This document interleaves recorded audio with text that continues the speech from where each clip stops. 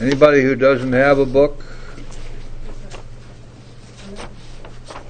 Well, I got something I wanted to show you. You can take a close look at it to break if you like. You remember in reading Bill's story that we always read on the first page about him finding that gravestone in the Winchester Cathedral graveyard in London. I just happen to have a picture of it here, so if anybody'd like to see it. This has been restored twice. The last time was about 1936, and if you go there during a weekday and a sunny day, you'll find the people from the businesses all around. You'll quite often find them sitting right by Thomas's gravestone, or even leaning up against it and eating their lunch. It's right in the middle of town. The regiment restores this, has restored it twice. It's been there for a long time. Thought you might, if you at the break, if you want to take a look at. This is the most famous gravestone in the whole world, of course. It's reported and translated in about 28 different languages and 40 million copies of the big book, so it's all over the place in 140 different countries. All right, on page 76, I believe last week, Marilyn covered the 7-step with you, right? Yeah. Okay. So today we're going to be starting in the middle of page 78. Before we get started with the reading, let's remember what's going on here. When we got through with our 3rd step, you remember the big book told us we were going to have to face and be rid of the things in ourselves which have been blocking us from God. And that the first thing we had to do about that was find out what it was blocking us, and therefore we have the inventory of the 4th step to do, which is designed specifically for us to identify our defects of character and the insanities that drive us, and also to identify the people we've harmed so that we can see where our guilt and remorse and shame lie. We do that in our 4th step. And then in our 5th step, we admit all these things. And then we take these things to God in our 7th step, and we ask Him to remove these defects of character. And having done that, we're then ready to move on. Now, going back to the 4th step again, we were required in the 4th step to face so that we could be rid of the things in ourselves which were blocking us. And a very important part of that search has to do with our guilt. What are we guilty about? What did we do that caused us to be guilty and remorseful? And so, as we did our 4th step, remember, we also did our 8-step list. And before we get started with the reading, let's remind ourselves about that. Take a look at page 70, please. At the bottom of page 70, 4 lines up from the bottom of the page, we have listed the people we have hurt by our conduct and are willing to straighten out the past if we can. That's pretty clear, isn't it? That this is part of the 4th step. You turn back one more page to 68 or 69. You look about 6-7 lines up from the bottom of page 69. We must be willing to make amends where we've done harm, provided that we do not bring about still more harm in so doing. And then if you look back even further on page 67, in the middle paragraph, 4 lines up from the bottom of the middle paragraph, when we saw our faults, we listed them, we placed them before us in black and white, we admitted our wrongs honestly, and were willing to set these matters straight. So it's pretty clear, isn't it, that in our 4th step, we accomplished the substantial bulk of our 8th step. Not only did we identify the people we've harmed, but at the same time, we became willing to make amends to them. This was part of our 4th step.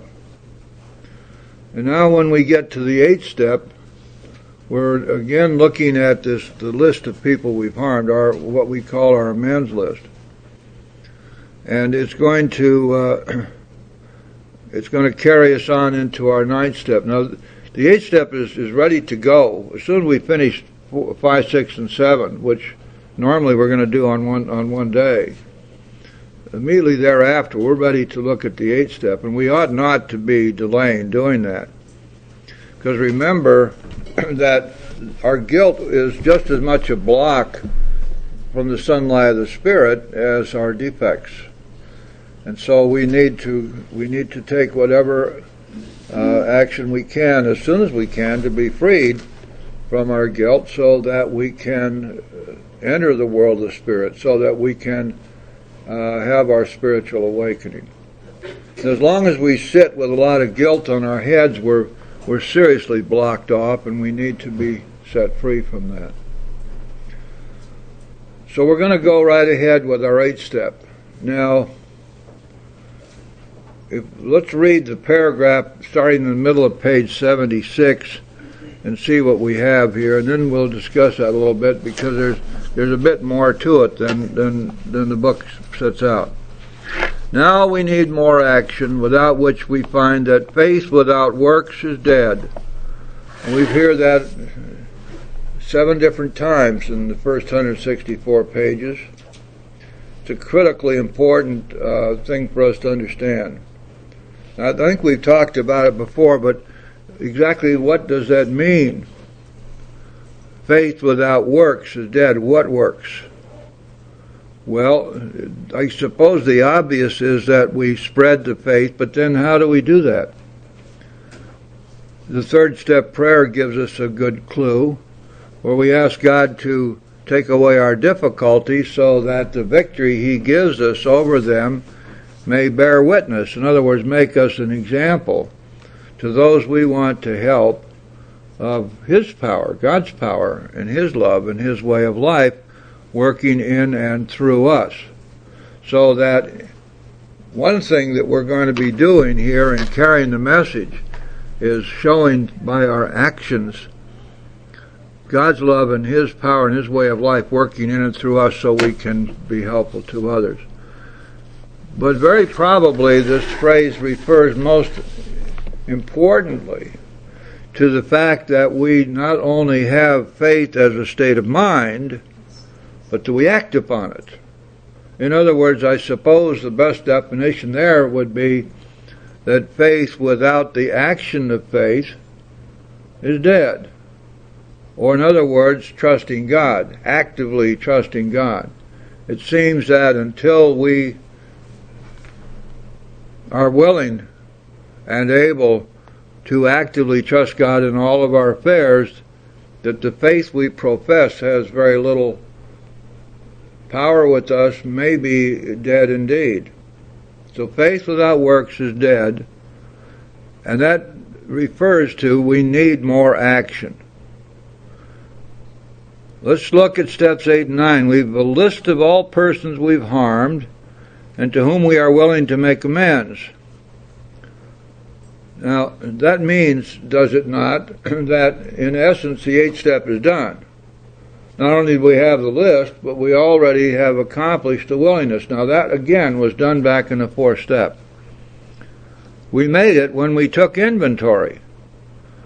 We subjected ourselves to a drastic self-appraisal. Now we go out to our fellows and repair the damage done in the past. That's the 8th step, or the 9th step, isn't it? We attempt to sweep away the debris which has accumulated out of our effort to live on self-will and run the show ourselves. How many times have we seen this theme repeated, this business of self and selfishness and self-will and trying to play God? All the way back in the 3rd step, we found out that we'd been trying to play God and it didn't work. It was there in the 3rd step that we decided that hereafter, in this drama of life, God was going to be our director, the Father, and we be the child. So this is nothing new, but we're reminded constantly as we go through the big book that our problem is self. Remember, the book told us back on page 62, and we covered this extensively when we were there, that our troubles are of our own making, that they arise out of ourselves, and that alcoholics are extreme examples of self-will run riot, though we usually don't think so. And more importantly, that we have to be rid of self. We have to, or it'll kill us. And then most important of all, we can't get rid of ourself on our own, but that God can and will if we let Him. So here we go again. We attempt to sweep away the debris which is accumulated out of our effort to live on self-will and run the show ourselves. That's a perfect illustration of what the Big Book was telling us back there on page 62. That is, all this debris is the direct result of decisions based on self that we took in the past, and actions which we took which were in the fulfillment of our selfish, self-centered aims, needs, and desires. And then, if we haven't the will to do this, we ask until it comes. This is a very important sentence, because it simply nullifies, negates, gives the lie to things that we find in other literature, which would seem to indicate or say flatly that we can put off our amends, that it really is just a matter of never saying never, that somehow or another there's this leeway that we can play around with. But there's only one solution to our unwillingness in the Big Book, and that solution is prayer. And it doesn't say, gee, golly whiz, it'd be kind of nice if you sort of prayed about this. It says we ask for the willingness when? Until it comes. Because we're not moving on until we're willing.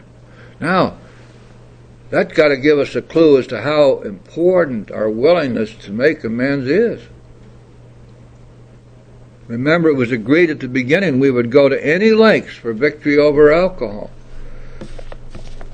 Let's examine for a moment how critically important this willingness to make amends really is. Right off the top, intellectually, without even reading the book, we would know that there are going to be some amends that we can never make. At least not in a direct fashion. And so the step tells us to make direct amends wherever possible, except when to do so would harm them or others. But there are other circumstances that which will militate against making direct amends. And people may be dead, they may have moved away, we may have lost touch with them. There are all kinds of reasons why we would not be able to make direct amends. So, if our life depends upon being set free from the guilt which has accumulated as a result of the harm we've done others, and it does, and yet there are some amends we can never make, that would be one of those classic catch-22s. You got to make amends in order to live, but you can't make amends, so then you're going to die. But that's not the way the 12 steps work. There's nothing ever in the 12 steps which is a dead end like that, or a circular reasoning. So what's the answer? The answer is very simple. We will be set free from the guilt and remorse and shame arising out of our actions which harmed others, even though we can never make amends to them, so long as we are sincerely willing to make amends if we can. So you see how critical this business of willingness is? If I am truly willing to make amends, then I will be set free, even though I can't make those amends. And that's the only way it could work. Logically, we'd be at a dead end here, all of us, by the time we reach the ninth step, because we could never be set free from our guilt.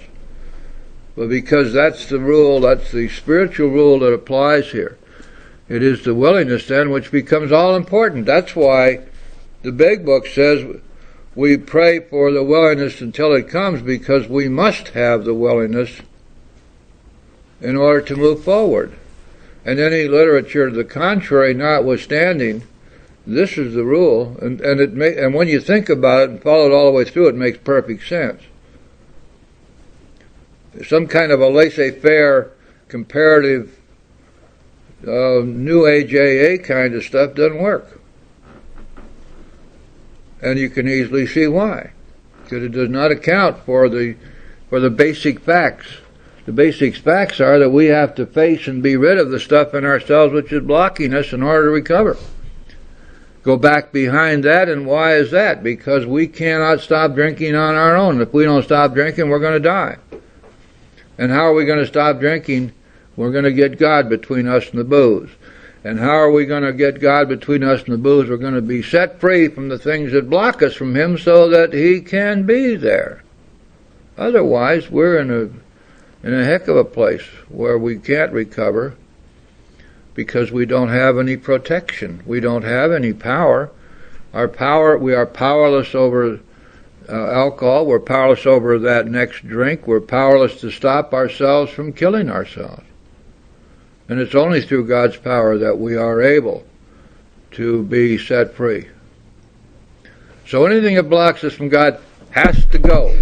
And this is going to be true now for the rest of our lives. We're going to have the 10th and 11th steps where we're going to constantly monitor what's coming up with us, what's happening to us, what is our present reality, what's going on with me today, what is it that may be blocking me today, so that I can deal with it and be free of it. Because without being in God's pocket, I'm a dead duck.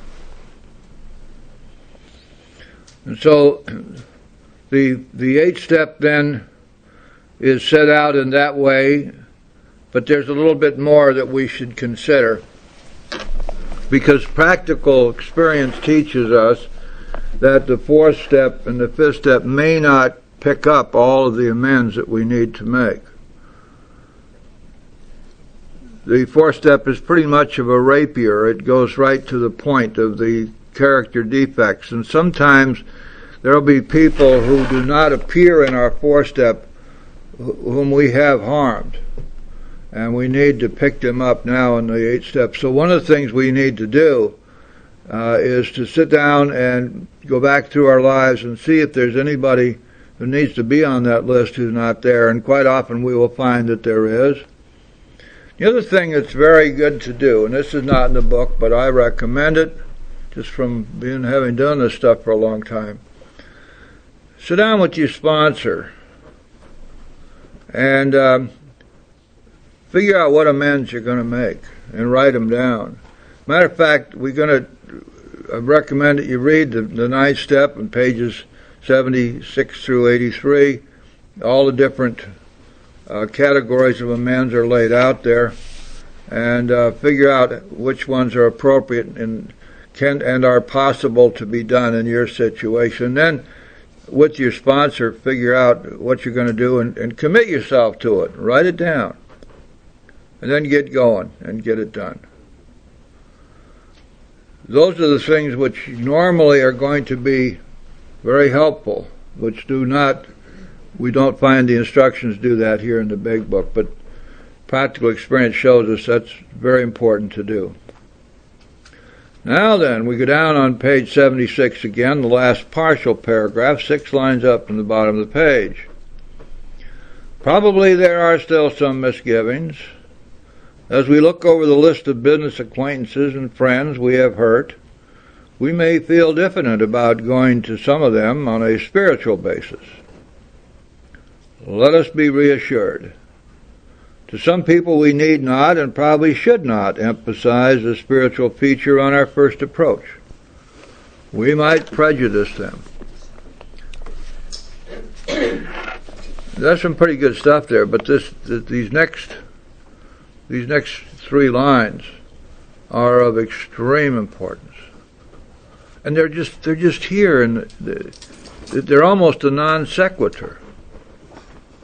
They almost look like they're totally out of place. Why do these words appear here? I don't know. This is an inspired document. Bill wrote as he was inspired to write. Listen to this now. At the moment, and this is talking to the newcomer, because of course that's the newcomer for whom the book was written. At the moment, we are trying to put our lives in order. But this is not an end in itself. Our real purpose is to fit ourselves to be of maximum service to God and the people about us. Boy, does that ever nail it down. That's why we're here. That's our purpose. Do you ever stop and think about what that's really saying? My purpose in being here is not to feel good, not to be happy, joyous, and free, not to be free of alcohol, not to get back my business, my family, not to be reconstituted as a new human being or any of that stuff. My real purpose for being here is to fit myself to be of maximum service to God and the people about me. And the paradox is that when I do that, all the rest of my life straightens out. Maybe not the way I want it, but I will get what I need. And the problem there is, if I'm not going to get what I want, then why do this stuff? Well, because the alternative is to go on to bitter end. And most of us don't particularly want to do that either.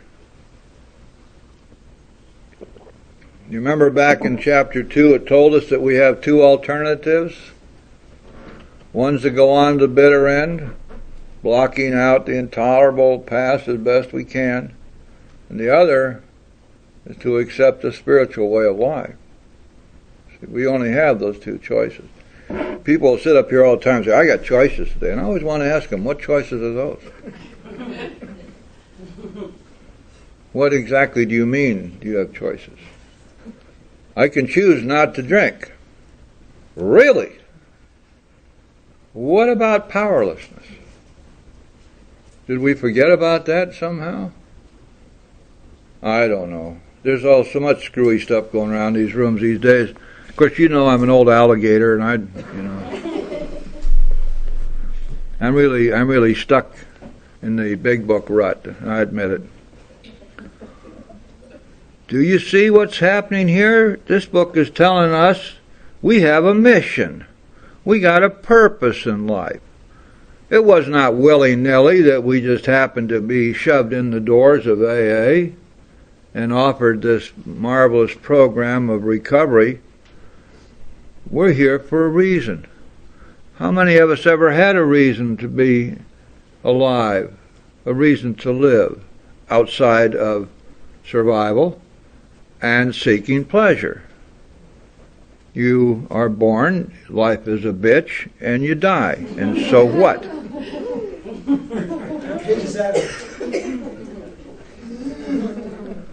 But it's so much more than that, isn't it?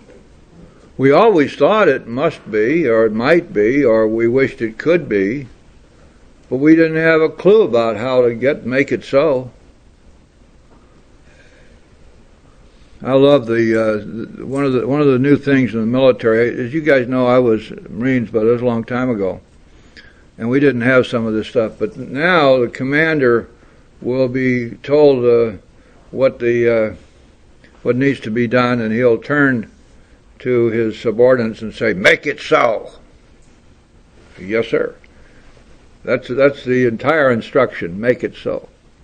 Well, make it so here. What we're going to do then is we're going to concentrate on fitting ourselves for our new role in life. Now, a lot of people coming in new are not wanting at all to accept this because they're looking for somebody to save their little behinds.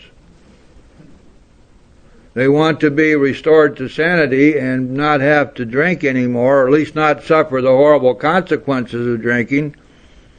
But what is all of this other stuff? What's this stuff about God and inventory and sitting down and explaining myself to some other person and making amends and then praying all the time and meditating and taking inventory and going to meetings? Holy cow, what's the matter with you people? Can't you just live your lives? No, we can't. Not that way. We just can't. And we've had to find that out for ourselves, and perhaps you will too if you hang around long enough.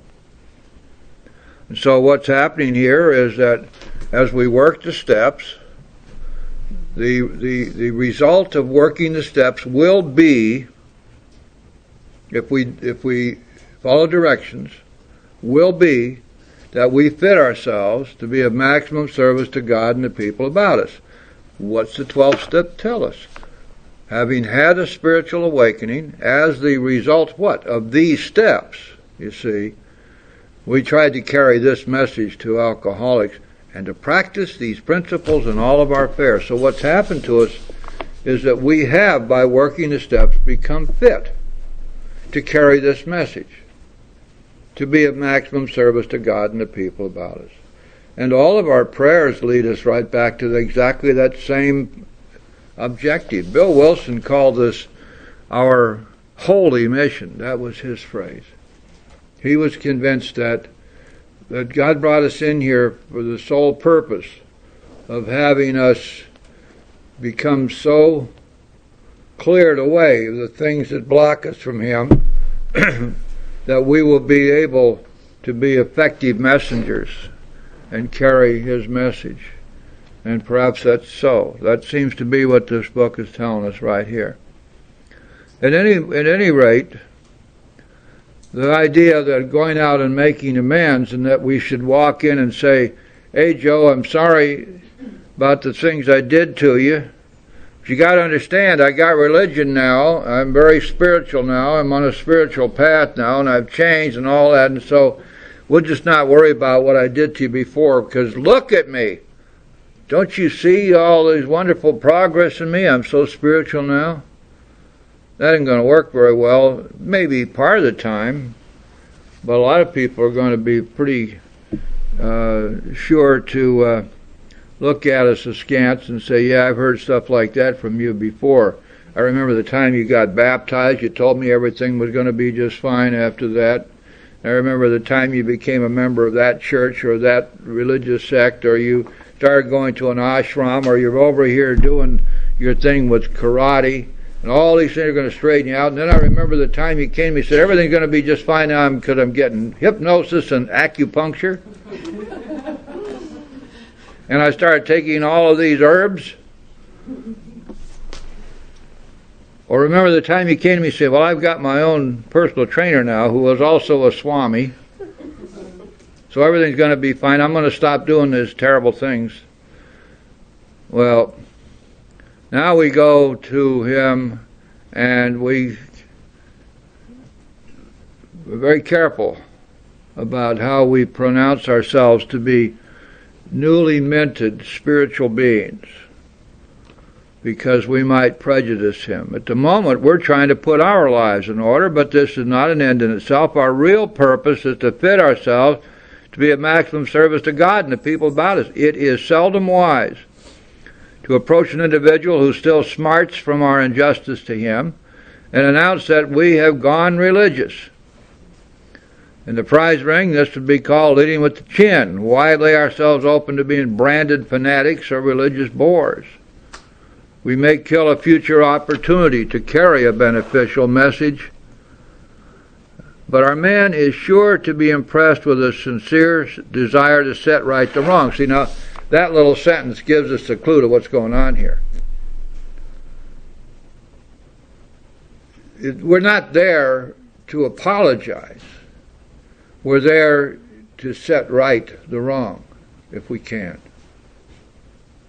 So our effort has to be in that direction, rather than simply another apology. And it's also really important to understand that it is irrelevant whether we are forgiven by them or not. We're not there for forgiveness. We're there to right a wrong. We're there to do what we can to set matters straight. We're not always going to be possible to do that. There's some things that we can never right. But we need to be willing to do so if we can. Our man is sure to be impressed with a sincere desire to set right the wrong.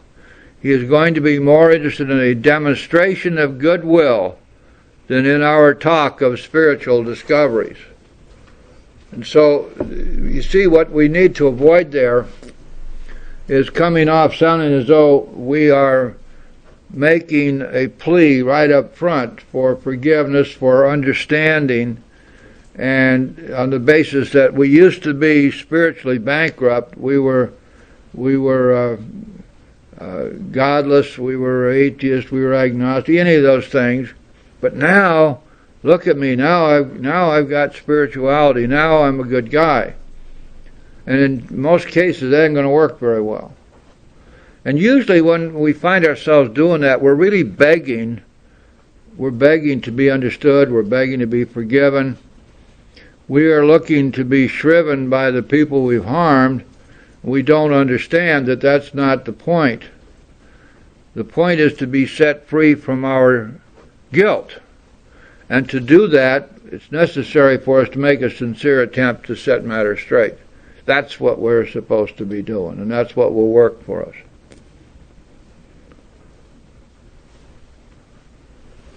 I think this is a good time for us to pay the rent. The middle paragraph, starting right in the middle of the page. We don't use this as an excuse for shying away from the subject of God. When it will serve any good purpose, we're willing to announce our convictions with tact and common sense. Excuse me. Now, let's see. There's a sentence, there's a paragraph back here on page 68 that kind of goes along this same line. Let's take a look at that. The third full paragraph on page 68. We never apologize to anyone for depending upon our Creator. We can laugh at those who think spirituality the way of weakness. Paradoxically, it is the way of strength. The verdict of the ages is that faith means courage. All men of faith have courage. They trust their God. We never apologize for God. Instead, we let Him demonstrate through us what He can do. Now, it's quite clear that the Big Book never says to us, don't talk about God. You might scare somebody off. That's a bunch of balderdash. And when we're telling people how we have recovered, how crazy it would be to try to explain recovery to them, the method of recovery we use, the program of recovery, without giving credit to God for what has been done in our lives. And so, of course, that particular notion is something that just floats around out there in limbo and doesn't have anything to do with the Big Book or AA. This next sentence really tells us what is our first priority amends. The question of how to approach the man we hated will arise. Now please notice that it says in the past tense hated.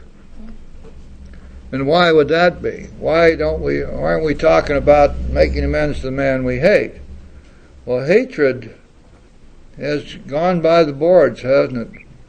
See, remember what we learned about the 4-step? That if we have any resentments or hatred or anger left, we didn't do it right. So while we were in our 4-step, we learned how to be set free from our resentments and our hatreds. And so now when we get to our 9th step, we're looking at making amends to people we at one time hated. And usually hatred goes both ways, and usually there's a good reason both ways. So we have found that not only did we have hatred for this person, but that we had harmed this person in some way, and we need to make amends, even though it's quite clear that this person did some really rotten things to us. Now, if you're sponsoring people, or if you're paying attention to yourself when you reach the 9th step, be aware that if there is a reluctance or a holding back to make amends, balking at making amends to somebody, there's a very good chance that that person was not set free from us because we did not forgive the wrongs they did. We're still hanging on to them. And now what we're really saying is, why in the hell should I make amends to him? Look what he did to me. And unfortunately, in our human solutions out there, so much is made of the harm that was done to us as an excuse or a rationale or reason for our own crapped out behavior, that we would love to believe that all these things are true. But we're not responsible. It's what's been done to us. It's the harm that others did to us, the trauma that we suffered, that these are the reasons for our behavior, for the things that we've done that we knew at the time we were doing them were wrong. And so now the same kind of a specter raises its ugly head and says, why should I make amends to him? Look what he did to me. We have to put that aside. So that's a killer. And if you see that coming up in yourself, be aware of what's happening. If you're sponsoring somebody and you see that, you know that it's a balking because there's been no forgiveness. We're going to have to go back and ask God for the willingness to forgive the wrongs that were done, because we have to be set free from that. Those are terrible blocks to our spiritual growth. And to walk around with hatred of anybody is a very serious problem for us. Remember, we learned in that little story in the back of the book that what we do is, by the way, if you don't know about it, it's on page 552, that what we do is we pray for the people we hated. And even if we don't want to, and our prayers are only words, and we don't mean it, we do it anyway. We do it for a couple of weeks. And if we do that, asking God to give that person everything we would want for ourselves, what happens is that we find we've come to mean it, and that the hatred is replaced with love. Now, I guess it must be axiomatic that we cannot pray for somebody and at the same time hang on to hatred for them. The anger will be replaced as a result of the prayers. And it may take a while, but it will happen. So in other words, when we're balking and making amends to somebody who has harmed us, let's look to see if we have completed our steps with respect to that person, whether we have in fact been willing to forgive what they did. And we can pretty well understand that we have not forgiven, because otherwise we would not balk at making the amends. The question of how to approach the man we hated will arise. It may be he has done us more harm than we've done him, and though we may have acquired a better attitude toward him, we are still not too keen about admitting our faults. Nevertheless, with a person we dislike, we take the bit in our teeth. This may take some prayer, by the way. This may take some prayer and asking for the willingness and asking for the power to do it. It is harder to go to an enemy than to a friend, but we find it much more beneficial to us. We go to him in a helpful and forgiving spirit. Notice the forgiving here, because this is critical. Confessing our former ill feeling and expressing our regret. Now, I think it's significant that this is the first amends listed in the ninth step. There are 5 categories of amends listed in the ninth step in the big book. You won't find them anywhere else. Those 5 categories are, first, what we just read, the person we hated. The second category is money that we owe. The third is crimes we've committed. The fourth is infidelities that we've committed. And the fifth is amends to family. Now, those 5 categories of amends are all laid out here from pages 77 through 93. And one of the things that it's important to do before setting out to make amends is to study those pages and recognize how the directions here in the big book fit into each of our personal stories and our personal needs. Now we've got some kind of special rules that apply to making amends, to working the ninth step. Rules which in effect express paradoxes. And they go directly contrary to what we probably have learned growing up. We're going, yes. Hi, my name is Sharon, and I'm a Is there any reason they should be done in that order? No. One, the person we hate, and two, No. the mother. No. It just happens that's the way it came out. Now, you know how I think about the book. I think of it in terms of being an inspired document. And my feeling about it, I could never in a million years prove it. But as Bill was writing, his first inspiration was to write down the person we hated. Now, I can rationalize that for myself, saying, man, those are the tough ones. If we can get past that, we can handle anything. And that's the way I look at it. But I did not mean to imply that these were set out in a specific order, that we had to follow that order. That answer your question, Sharon? Okay. Any other questions about that? Yes. Jim, I'm an alcoholic. My name's Greg. Now, Greg. How would I be able to make an amends to an individual that I've determined was basically a toxic person in my life, maybe abusive or so on, or someone that I was in a business relationship with years ago that I really don't want to continue even having some form of a communicative relationship with him. You know, maybe that if I would even start this type of an amends to him, it would open a door maybe for some form of a, I just would not want to get in any sort of form of relationship with him after this. Well, it means you're scared. Okay. Yeah. What do you mean by toxic? He was just the kind of person that was abusive, manipulative. If you see him, he's going to do what to you? I would think that I don't want to get into. We had a relationship where, we basically had, there was communication, and I'm almost at a point where I'm better off, I feel, not communicating with them. Well, what you really mean is that you're afraid of confrontation with him. Very well put. So that's something you pray about. You ask God to take away that fear. You plan out your strategy. You waylay him in an alley and you tell him what's going on, how the cow ate the cabbage in about 3 minutes or less, and then you disappear. Because all you care about doing here is being set free from the guilt or whatever it is you feel. It's probably a whole lot more than guilt.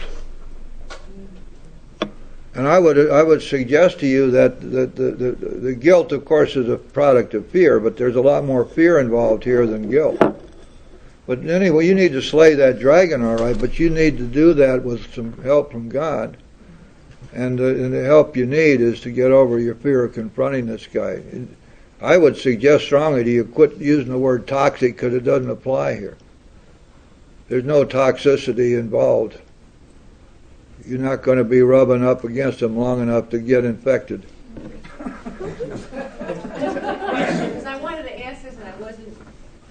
I think my sponsor. I've done like some of I've done my 9th step, but there's my ex-sister-in-law. Really hard. I have to. When my mother passed away in August. Okay, now I just want to tell you the meter's running now. When my mom passed away, I was in the hospital room with my ex-sister-in-law. There's a lot of uncomfortability. Yeah. She's very angry at my brother who divorced her. But we've also had some problems, in the past when she went to my parents said I was high, just, stuff like that. When I was in jail, I allowed her to take my daughter, with her daughter, to go to some play. And I prayed. They said to pray for a week for her, and I did that. But I guess it's similar to what he's asking. It's maybe fear. I have to do my 9th step with her. Yep. That's So it. I'm uncomfortable around her. Sure. Well, you probably find that you're afraid of confrontation anyway, and the only time that you're willing to confront is when you get mad. So if you get mad enough at her, you can go make amends to her. Because you won't be afraid. Now, I don't mean to make light of it, because it's a real problem. But it's not an insoluble problem. You write it all down, exactly what's going on with you, and then you ask God for help with it. That'll work. I don't hate her.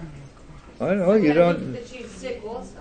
Yeah, well, But it's I never guess I'm pleasant. It's never pleasant to have to confront sick people. I know a bunch of goofy people. I don't have any. I have no pleasure having to even be around them. But then sometimes we have to do that, you know. just for ourselves. There's some real goofballs out there. Present company accepted. Yes. Hi, Jim. Thank you for the meeting. My name is Peggy, and I'm an alcoholic. And I'm sharing this in case anybody else is having this problem, because I did. And I always think when I have a problem, something really terribly wrong with me. And what the problem was, I had someone on my list that I had to make the amend to. And I was told to pray every day, and I did pray every day. And I made the amend. And I continued to do my steps. I had to pray for 5 years, every day, before there was a lifting of that terrible feeling that I had. And my sponsor said that was okay, that's okay. And finally, the only way I could get rid of it, and I'm saying this just because it relieved me and helped anybody else, I wrote a letter. I put every single thing in the letter. I burned the letter, and I did a burial at sea. And that was the end.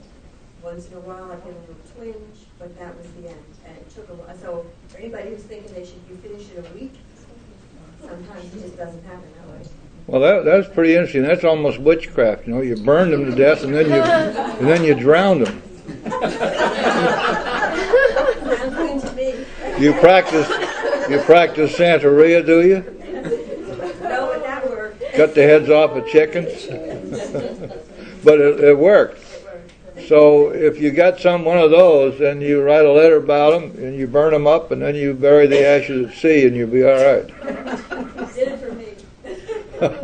I'm not making fun. I think it's wonderful. Anything around here that works, Your sponsor got a whole lot of faith telling you that 5 years is okay. I mean, it's like, I guess the same faith it takes to get a 30-year mortgage on a house, and then we go around talking about one day at a time. Well, St. Augustine's mother prayed for 35 years, right? For him to get on track. Sure. Remember? So, time is not the important thing, it's the effort, I think. Oh, absolutely. The authority, so I should pray Yeah. for you. Well, 43 years doesn't make a whole lot of difference, 44th year is the hardest, I told you that.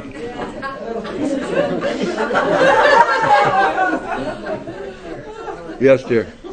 My name is Virginia. I'm an alcoholic. I've been struggling with this make amends. My daughter, who was my dearest, stopped talking to me about 5 or 6 years ago for reasons I've never known. I wrote her, I called her, she would never tell me what happened. I desperately miss my grandchildren. So last week I picked up the phone and I called my granddaughter. And she was so happy to hear from me. I just, I'm like this. And I asked her if she could come see me over Easter.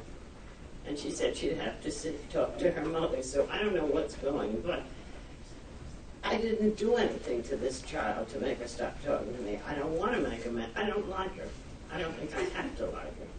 Because I don't think anybody should be so cruel as to completely cut off a relationship with someone who loved them. And I've been sober a long time. I was sober when this happened. And it's very upsetting. I want my granddaughter. I don't want my daughter. Well, get her to bring the kid, and then you tell her to get lost.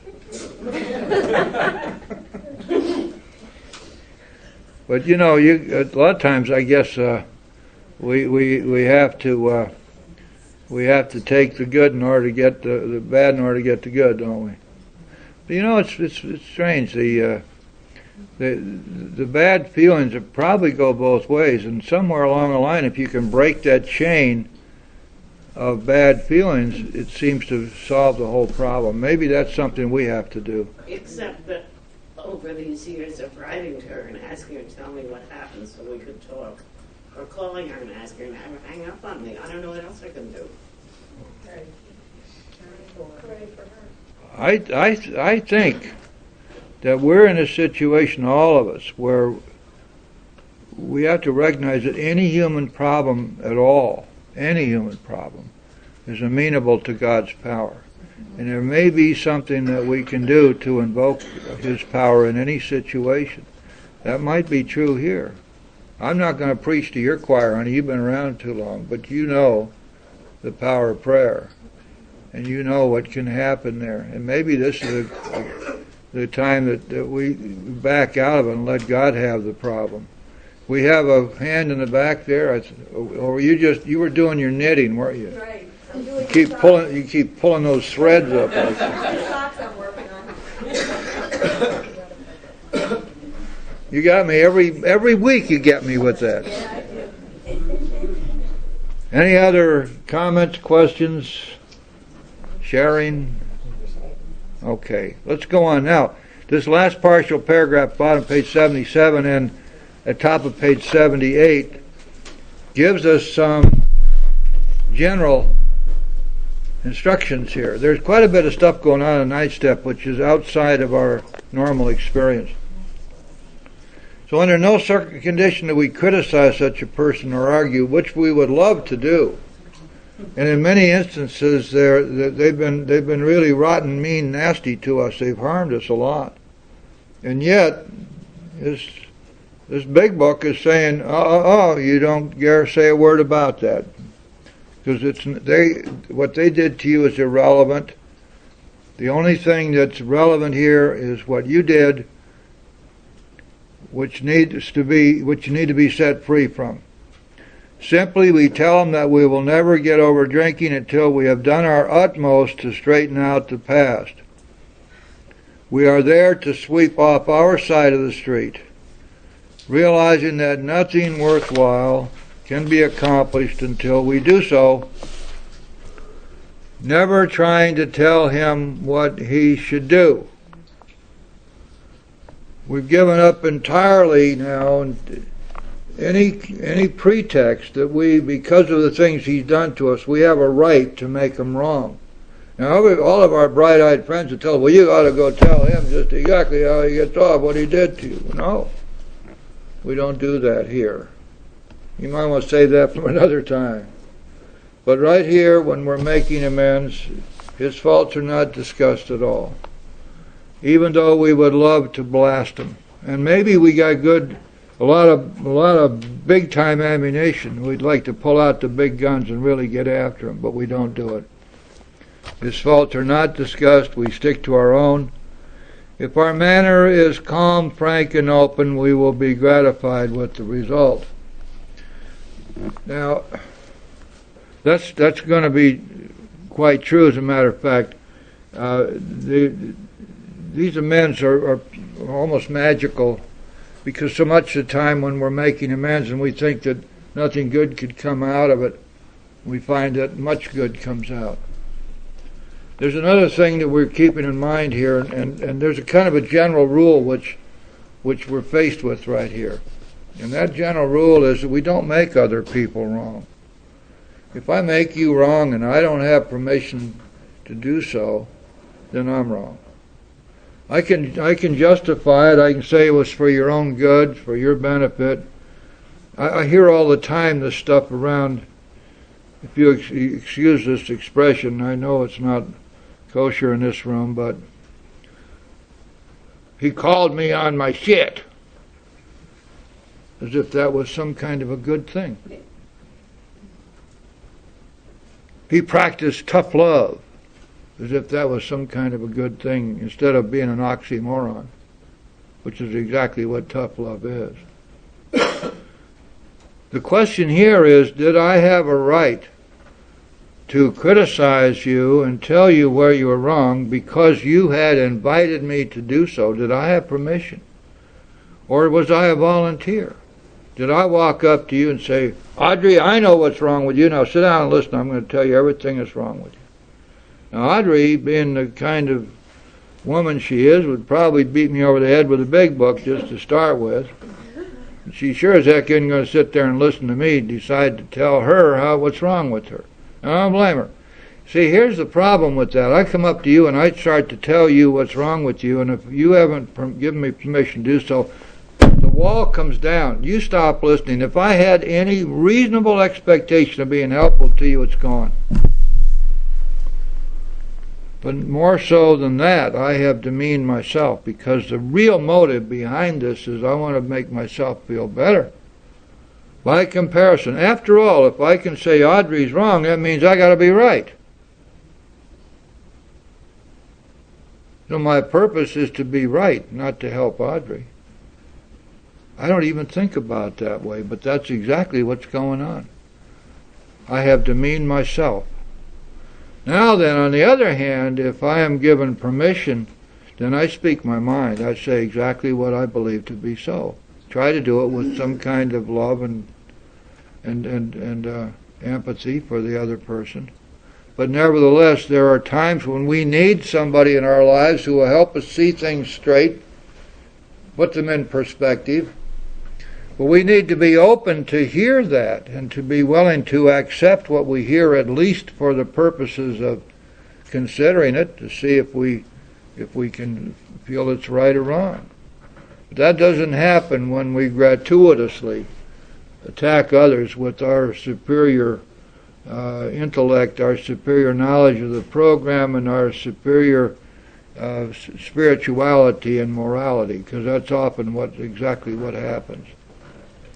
So we don't make other people wrong.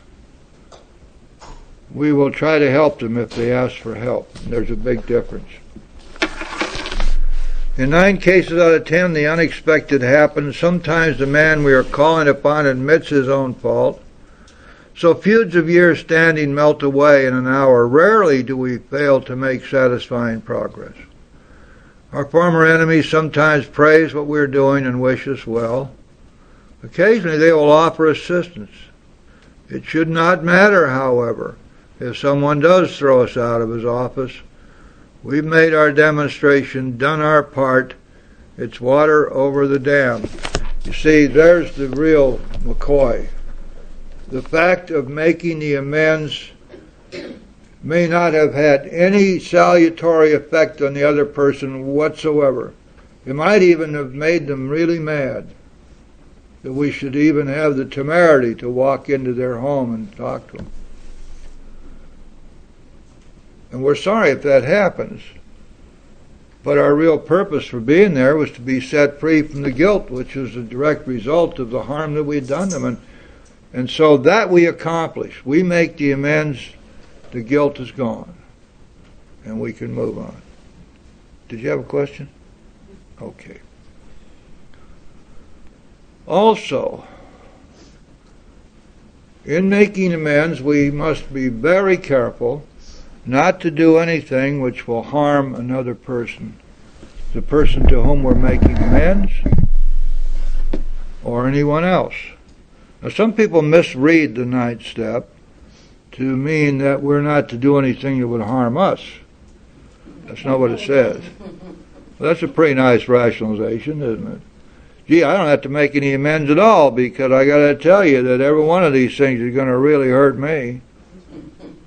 No, we're not permitted to harm another person. Now, that's a general spiritual principle, isn't it? This is not something which is limited to the 9th step. As a matter of fact, it's a very powerful spiritual principle that we are not permitted to do anything to harm another person deliberately. There's a corollary to that, by the way, which isn't often spoken of, and that corollary is that we're not permitted to allow anybody else to harm us. Think about it for a second. If I'm being harmed, the natural result of that is that I will be blocked off from God. So I'm not going to permit you to harm me. I'm going to say, stop right there. And I'm going to mean it. No, no, no, we'll have none of this. If you don't stop, I'm going to get away from you. And you may not see me again. Because it is absolutely imperative that I follow through on the mission which I've been given. This doesn't make me any kind of a hero or set me apart from other human beings. It just means that I have a purpose here, which is to fit myself to be of maximum service to God and the people about me. And the person who wishes to pick on me, be damned. I'm not going to have that. And there are a lot of people in our lives that we drag along with us as we're going through life, and then we walk through that door and they're still out there somewhere in the parking lot following us around, waiting to pounce on us. All this is figurative, of course, but they're out there. And it's not at all unusual for especially people who are coming in fairly new. They've got a lot of that kind of baggage hanging out there. And those people, though they are not necessarily trying to do anything to be harmful, can be very harmful because it has been their habit to control, to abuse, to cause dependency and to maintain dependency. There's all kinds of harm that can be done. They're still carrying stories. They're gossiping. All kinds of things that can be harmful to the new person, and even to those of us who've been around for a while. You run into these kinds of people once in a while, and I still tell them the same thing: knock it off, bud.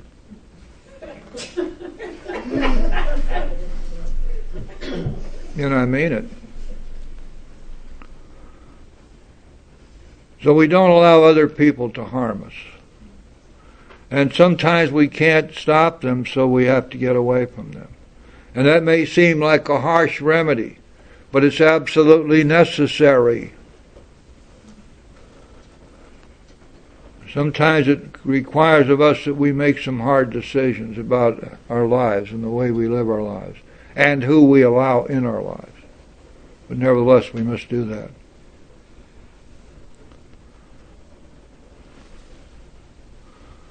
Okay, I'll tell you what we're going to do. We've got the money thing coming up next. So we're not trying to handle that today. And next week we'll get into money and crimes and infidelity and probably family. Maybe we'll finish up the 9th step next time. I don't think so, though. We go pretty slow around here. Nobody seems to mind that too much. Anybody have anything they'd like to ask or share or anything before we close this out? Yes, dear. I hate to keep on this, but it bothers me so. You say we shouldn't let other people harm us. Absolutely. She's harming me by not letting me see my grandchildren. Well, I've got to keep on trying with them.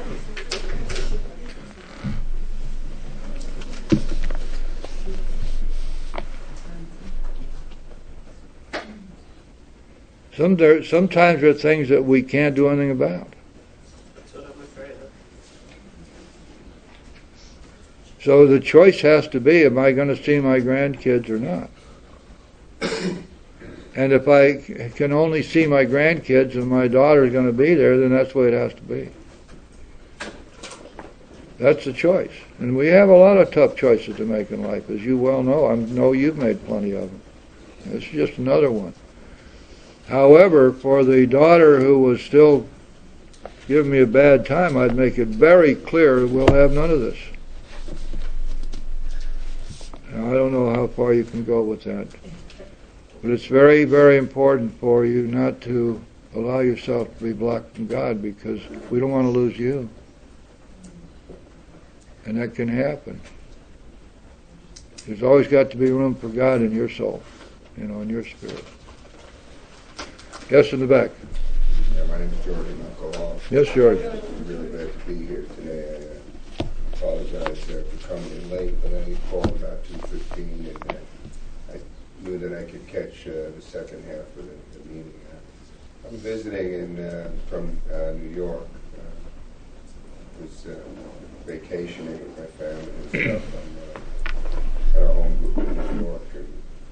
Got a flyer here for the AA's 68th birthday from New York Intergroup I'd like to leave. Oh, good. Sunday, June 29th.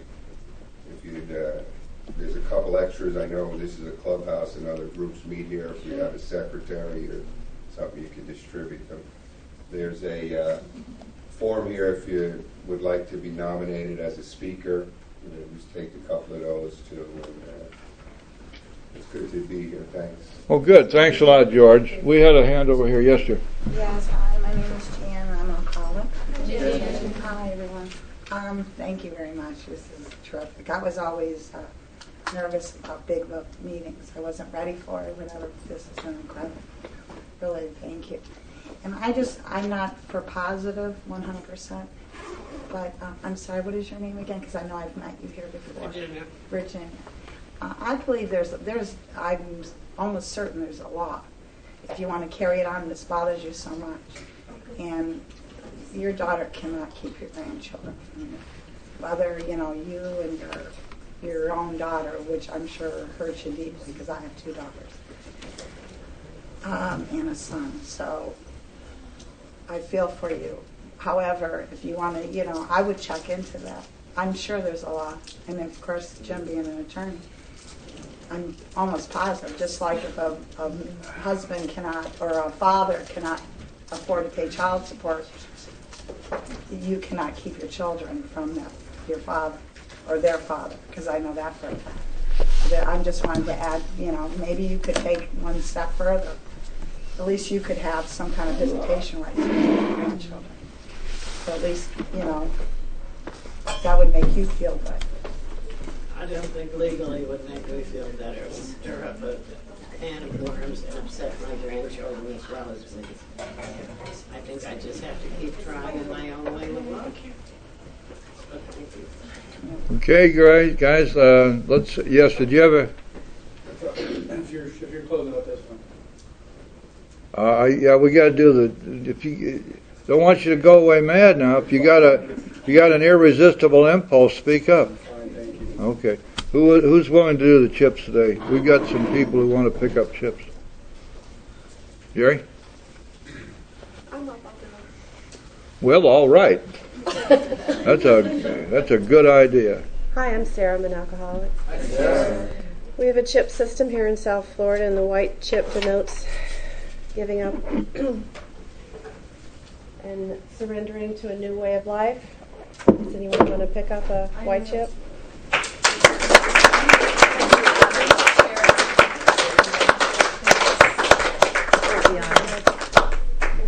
Tatiana. Tatiana. Hi, everybody. I guess I should know this, but I don't. This is 90 days? Oh, I don't know. Okay, red is for 90 days. Anyone have 90 days? And blue is for 6 months. No? Okay, thanks. Well, if you haven't had a drink today, give yourselves and your higher power a hand. Okay, guys, let's close the meeting.